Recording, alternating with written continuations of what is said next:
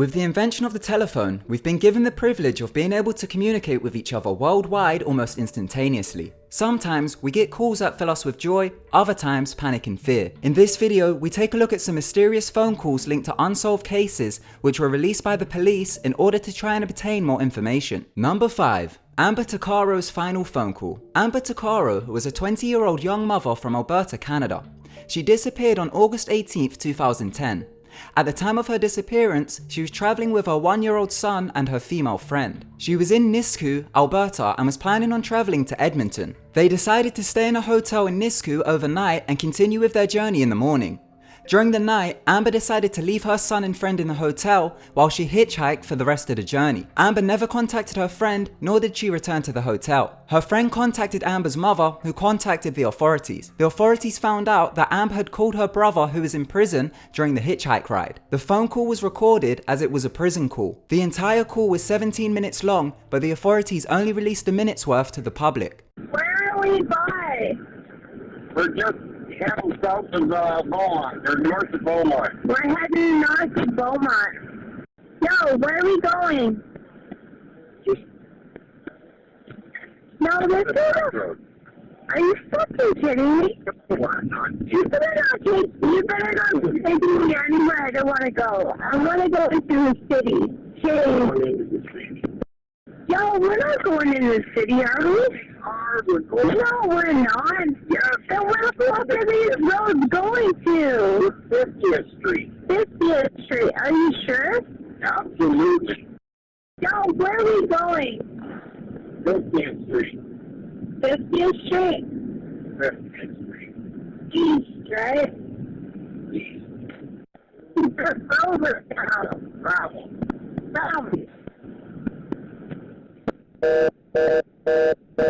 In 2012, Amber's remains were found by horseback riders, and the case has since become cold. After authorities released the phone call, several people came forward and identified the man's voice. However, after following up on the leads, the police didn't find any new information. The case still remains unsolved today. Number 4. Henry McCabe's last message. On the 7th of September 2015 in Mounds View, Minnesota at about 2:30 AM, Henry McCabe left a worrying voicemail on his wife's phone. There is barely any talking in the voicemail, and it only contains strange groans and moans followed by a voice saying, "Stop it."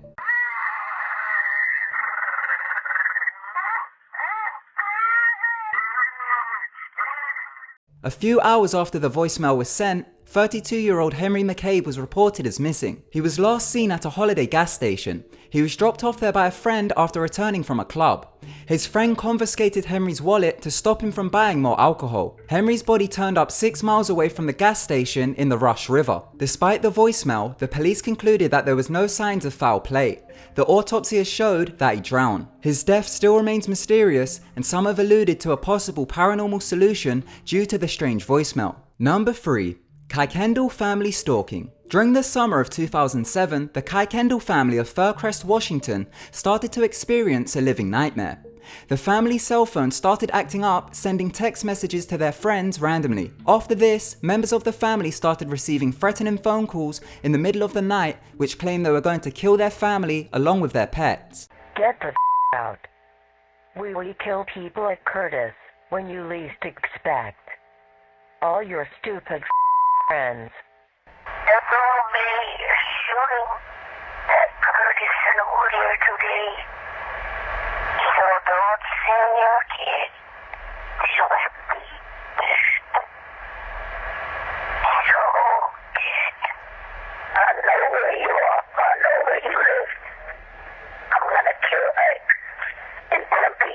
After this, the family started receiving voicemails of previous conversations they had earlier on in the day. It was found out that a hacker had gotten access into the family's cell phones and had been tracking their every move. They had even started to receive calls explaining to them what they were wearing at that specific moment. The family claimed people turned up at their house at nighttime and banged on their walls and screamed outside. They've called the police, but they were unable to catch the culprits, and after an investigation, the police found no leads. The family have offered a $1,000 reward to anyone who can recognize the stalker's voice. Number 2. The original Night Stalker's voicemail. The original Night Stalker, also known as the East Area Rapist and the Golden State Killer, committed 50 rapes in Northern California during the 1970s. He also killed 12 people in Southern California from 1979 to 1986. He has never been caught, and his last crime took place in 1986. The police received this voicemail, which was left on one of his victims' answer machines.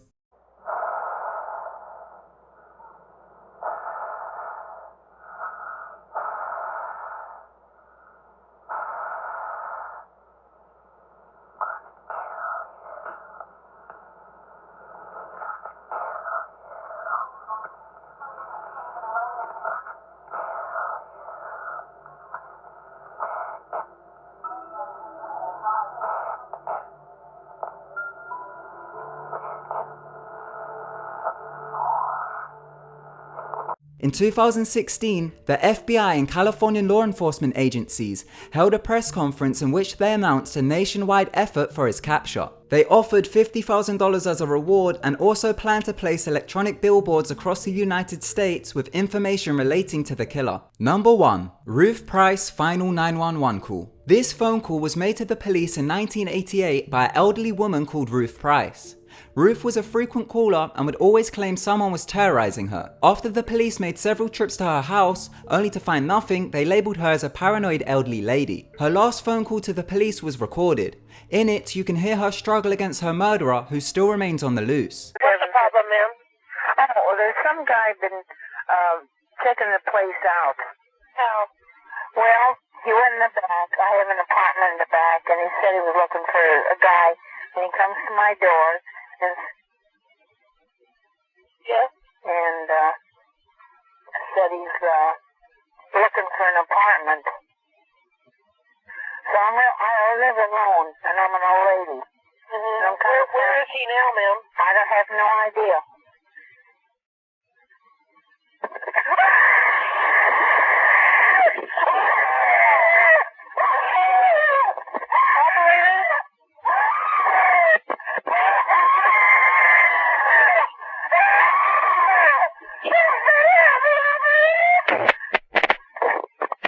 The recording is used in the United States as a training exercise for police dispatchers. It's used as an example of why it's so critical to ask for the caller's address before anything else.